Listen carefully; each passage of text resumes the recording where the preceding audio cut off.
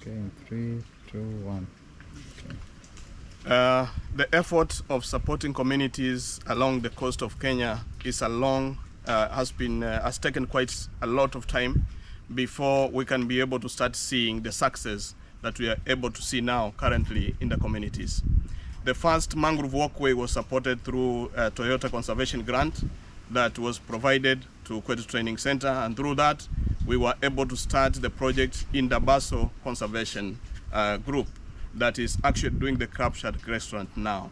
What I can be able to attest is that the construction of the mangrove walkway doesn't in any way affect the mangrove conservation efforts, but it does promote the conservation itself. Because once the communities have some bit of income generation, then they are able to own the mangrove forest, and then they can be able to protect them with a lot of passion in that. So what we are able to see is that, for example, here in Kwetu Training Center, we are able to see that the walkway that was constructed way back in 2004, after it has been, it was removed from there, the mangroves have been able to recolonize back and actually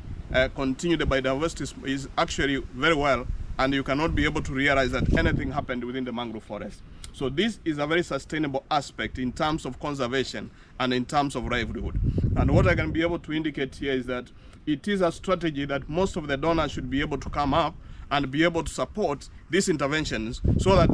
communities can be able to own the resources that they have, so that they can be able to remove themselves out of poverty, and so then conservation becomes a reality. It is important to note here that most of the crab farming efforts are actually being conducted in these areas, and so it's easier now to move into, for example, soft shell mud crab farming, which relies on walkway for them to be able to farm this kind of crabs. Even the floating cages, you need a walkway so that the farmers can be able to farm in these particular aspects. So in this way, we can be able then to maximize the uses of the marine resources, especially now that the government is promoting the blue economy as the main center of innovation. And so we are there as Kemfree to be able to support these interventions so that we can be able to realize what the community can be able to benefit out of in the ocean.